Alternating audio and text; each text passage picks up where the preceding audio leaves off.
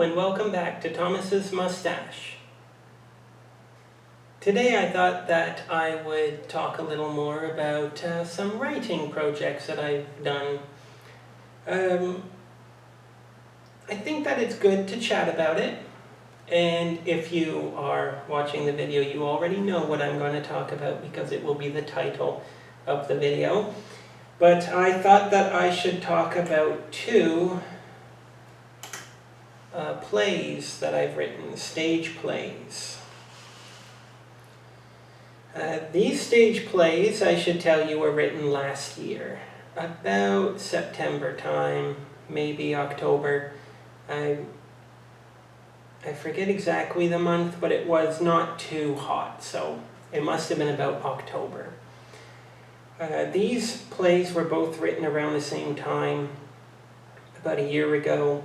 And, well, I've never mentioned them before, but I think this would be a good subject for a video. Now, just like poetry, I do writing as a hobby, of course, and playwriting is also a sort of hobby of mine, although I do it a lot less than poetry. I've been writing poetry now for, well, 2.5 years. Quite steadily, quite dedicatedly. And writing plays, I have just had a foray into playwriting. I got, what would be a good word, inspired, of course, by a project that I've been having in the works for years now. And these two plays are written in sort of a trial format, you could say. I wrote these plays in order to test my abilities to see if the format of a play would be something that I'm able to do. So that is the main purpose of these plays for me, was simply to test the waters.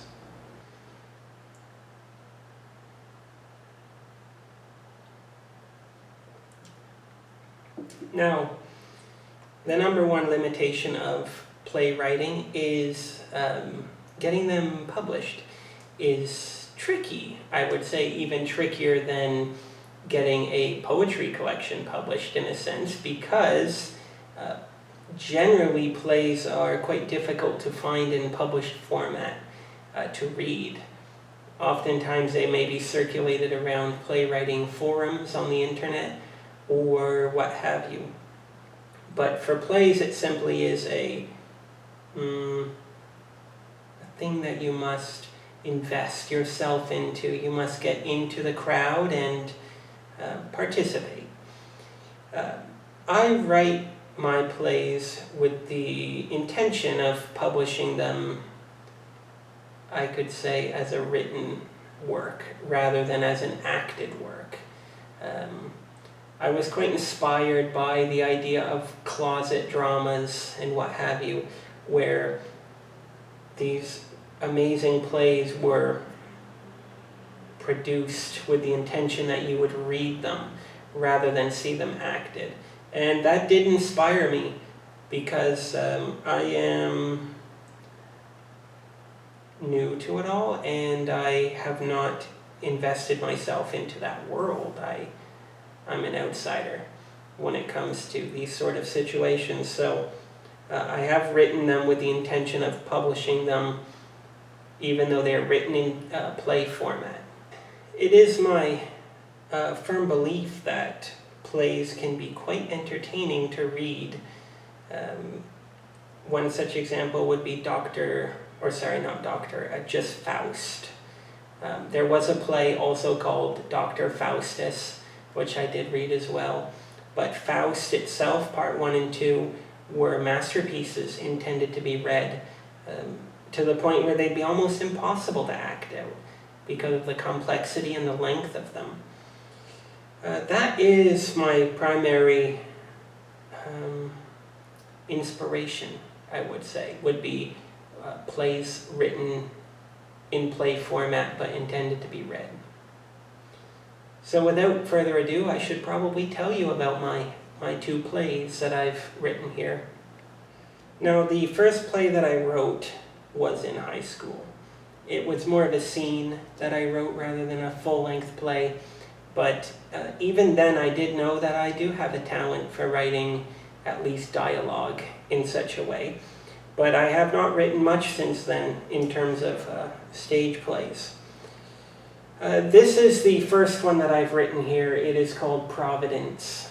Now, I don't have a photo to use as the cover photo, but it is a tragicomedy. This particular play is a full-length play. In A4, it measures out to be, 64 pages. So in your traditional book format, it would be closer to 100 perhaps. Providence was something that I wrote in, I would say, a heat. Yes, I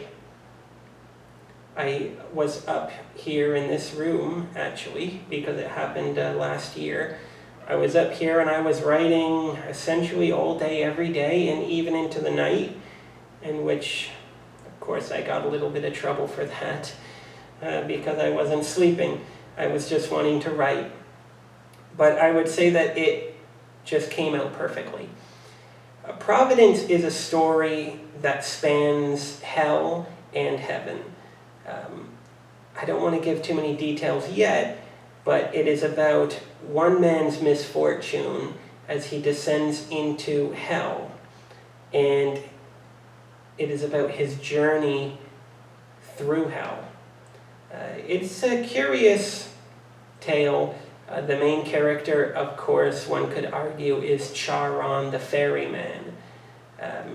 But, of course, the story is about a person, a human, who's going through hell. So even though it is about that person, I would say the development is more on the character of Charon than the human character. Providence is a tragicomedy, of course, because there are tragic elements and also because there are happy elements.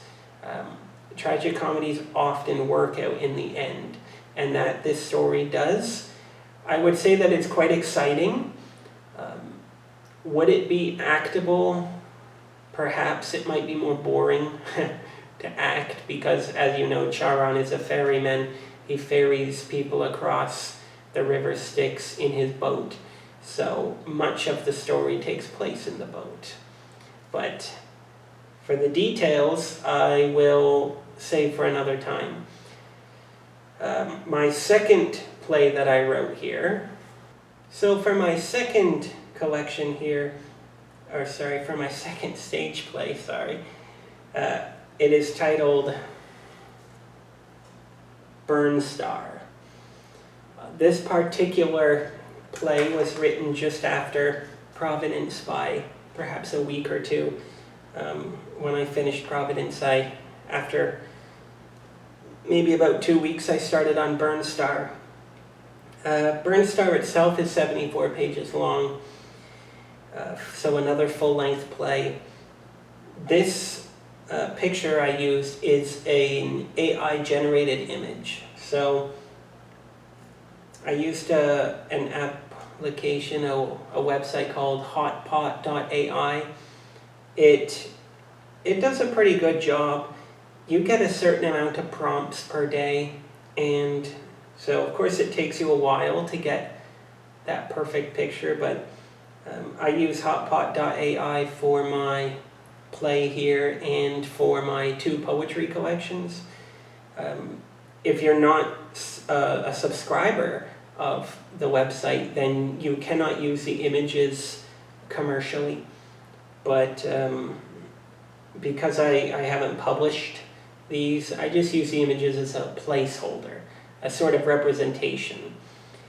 So, Burnstar. Burnstar did not take too long to write either. It is completely different from Providence, of course. It is a story of a man named Yanis Kralik who is looking for a rabbit, right? And it is a tale of love and deceit. I would say, are the two main ideas, but deceit is the underlying theme. I would probably call it a tragedy of a story. It came out very well.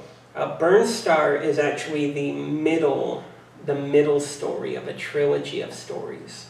I decided to write the middle story first, and the other two would be one on each end. So there's a story that comes before, a prequel story, and then there's a story that comes after, which would be a sequel story. Those I may write in the future, but the story of Burnstar is the main question, isn't it? These two poetry collections here will be probably not published by a publisher. I don't think that it's easy to publish plays, stage plays, even if they're intended to be read rather than acted.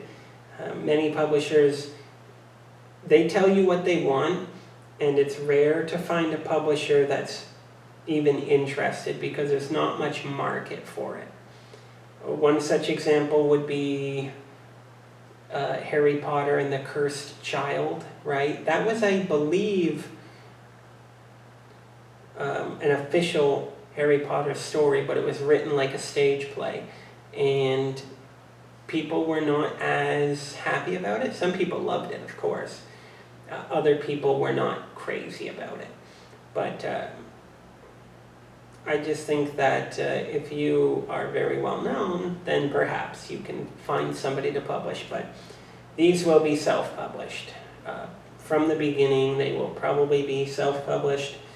If I can get them on Amazon, Kindle, or something would be ideal. But yes, these are my two plays. I'm quite proud of them, actually. They're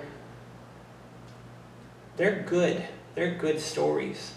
I enjoyed writing them. I wrote them in a flurry, in a fury.